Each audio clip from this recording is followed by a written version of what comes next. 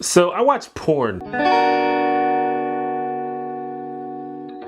Hi, I'm T1J. Follow me. As I've said a couple times before, I'm a very sex positive and sexually liberal person. So as you might imagine, I fully support people who choose to be sex workers, as well as the people who choose to consume the products and services that the sex industry creates. And of course, this includes pornography. As we all know, lots of people watch porn. Most people you know probably watch porn. I watch porn, but even though that's not remotely uncommon, it still feels kind of uncomfortable to admit that out loud. Partially, this is because of the general taboo surrounding sex and sexuality. Like, as a society, we've been sort of conditioned to keep it to ourselves, at least in America. And when people are oversharers when it comes to sex, we sort of reel back a little bit. But I also think a major reason it's uncomfortable for me to admit to watching porn is because porn is sometimes kind of weird and potentially problematic. Porn is of course a very useful aid for providing or increasing sexual excitement. For people who respond strongly to visuals like myself, it's probably unrivaled as a tool to achieve that. But there are a couple things about porn and the porn industry that may forever keep me ambivalent about the whole thing. So firstly, and you honestly don't hear this too often as a primary criticism of the porn industry, but stealing and profiting off of other people's content is rampant in the online porn industry. And I don't make porn, or do I?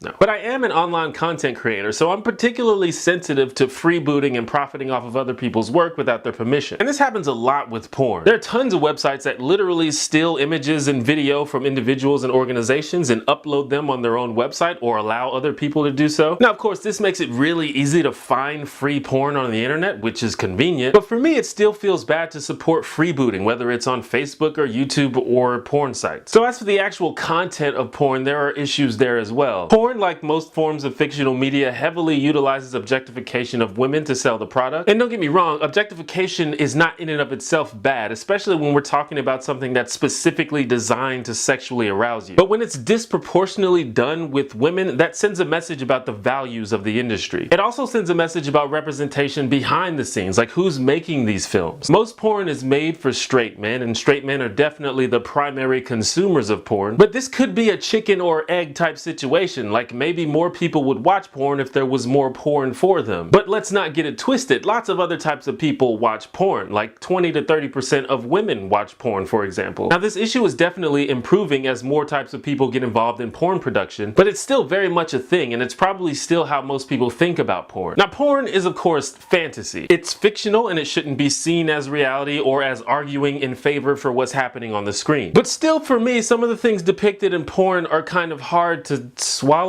That just doesn't seem like the expression I should use given the subject matter. But like a good bit of porn is exceptionally misogynist in nature, like sometimes unnecessarily so. Lots of porn depicts what is essentially sexual coercion, if not outright sexual assault. And I understand porn is about the carnal animal fantasy and it's not representative of morality. But you know, it's just hard for me to watch basically fictionalized rape and not be uncomfortable. Maybe that's just me. And even if the actual content isn't a problem, there's still a culture of domination of women that permeates through the industry. There could be a perfectly innocuous video of a consensual sexual encounter, but the title will be something like "Desperate horny slut gets pounded hard." It's like, fuck dude, is that really necessary? Like, I'm still gonna click on it. And porn also has issues with racist, homophobic, and transphobic stereotypes. And then there's exploitation of the actual performers, which I'm not entirely informed about, but I know that young women are often aggressively recruited and enticed with wads of cash or promises of fame, and then asked to do things that they may not actually want to do. Which is like, if this was washing dishes at a restaurant or something, it's like, yeah, I hate this job, but I need the money. But this is like sex. It just seems a little more emotionally impactful. So most sexual fetishes are personal and harmless. Like, if you get turned on by people dressed as clowns, that's cool, do you. But some fetishes I think are a little off. Like, I have no intention of judging anybody, but is it okay for a grown man to get off to sexual depictions of teenagers or sexual relationships that would normally be considered out of line, like between a doctor and a patient, for example? It's fantasy, I don't know. Like in traditional movies, we watch and enjoy gratuitous violence and gore, and no one usually questions it because we understand that it's fantasy. So this could be the same thing. I'm just saying it feels a little weird to me personally. But I do wonder if we really interact with porn in the same way that we do other media. Other media like traditional TV and movies is made for entertainment and artistic purposes. And some porn is, but a lot of it just isn't. A lot of porn, especially internet porn, is low budget, low effort content, especially when compared compared to other media, kind of like YouTube. This type of porn exists specifically as a tool for sexual gratification and not really for entertainment. And that might change how we interact with it. Like, I'm a pacifist. I think violence as a form of conflict resolution is dumb as hell. But when I watch the bride kung fuing the shit out of everybody, I'm like, that's fucking awesome. On the other hand, if I watch a video of someone older than me having sex with a 19-year-old and I find myself getting turned on, I start thinking, am I a creep? And maybe that has nothing to do with the porn itself. Maybe I just need to adjust the way I think about porn. Or maybe porn that depicts inappropriate relationships shouldn't exist. I don't know. I think part of the difference is that porn is often presented as reality. Like, there are porn films that have sets and scenes and a fictional narrative, but there are also films that are fictional but presented as if they are real. You know what I'm talking about? Like, look what we caught on camera. Look what we convinced this girl to do. Even though it's all fake. I think we can understand when something is fantasy and not to be taken seriously. This is why we can play a violent video game without becoming violent, or listen to an offensive joke without thinking it's okay to be offensive. But when something is presented as reality, I think we interact with it differently, even if we know that it's fake. If you think about it, this is how marketing works. Commercials imply that you'll be happy and beautiful if you use our products, and it's presented as a real fact, which at best leads people to buy the product, and at worst leads people to feel inadequate for not having the product or for not seeing the same results as the people in the commercial. And because of this distinction, I think porn can have negative effects on individuals and subsequently society. The porn industry has long been criticized for presenting an unrealistic idea about how sex works. And I don't think this is an unreasonable criticism. I've actually talked to both men and women who have gotten their ideas about how sex works from porn. And just in case you didn't know, a lot of, if not most of what you see in porn is exaggerated or played up. First of all, the performers are usually specifically chosen based on how they look or their specific attributes and talents. They often do things that are unpleasant or painful just for the camera. They have more preparation, they have lighting, they wear makeup even in other places other than their face. They have personal trainers and safe words. They cut and take breaks. It's not real life. But I think a lot of people don't really internalize that. Pornography also has the potential to be addictive. And this could just depend on the person. People get addicted to many things like food or alcohol. And just like those things, porn is probably fine in moderation. But it could be the case that porn is harder to use in moderation, both because it's so easily accessible these days and because it's designed to gratify you. Like, it has no other purpose. It's kind of like a drug in that sense. The porn industry, despite being huge, is still very much outside of the mainstream, and a lot of what goes on there is kind of shrouded in secrecy. So I probably don't even know half the story, but a lot of that is the porn industry's fault. They've done a pretty bad job of countering the negative impression that many people have of porn. And to be fair, it's probably because they don't really have to. People are gonna watch porn. And of course, there are exceptions to everything that I mentioned before. And I can make an effort to only interact with porn that doesn't give me the creeps, and I try to. But maybe the porn industry can do better itself. And don't get me wrong, we've come a long way from the seedy, drug-fueled 80s porn era. But maybe we still have a ways to go. That's just me though.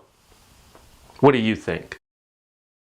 Thank you for watching my video. Be sure to subscribe to this channel if you want to see more video discussions about social issues, current events, and pop culture. If you'd like to say hi, ask a question, or leave feedback, feel free to email me at hello@theonejanitor.com. And if you find any value in my videos, or if you just want to support me, consider becoming a patron on Patreon. Special shout outs to the T1J custodial crew, my top Patreon supporters. Go to patreon.com/theonejanitor to find out how you can join the crew and get some cool perks. And remember, be honest, be assertive, be kind, and be open-minded. Stay Heiko.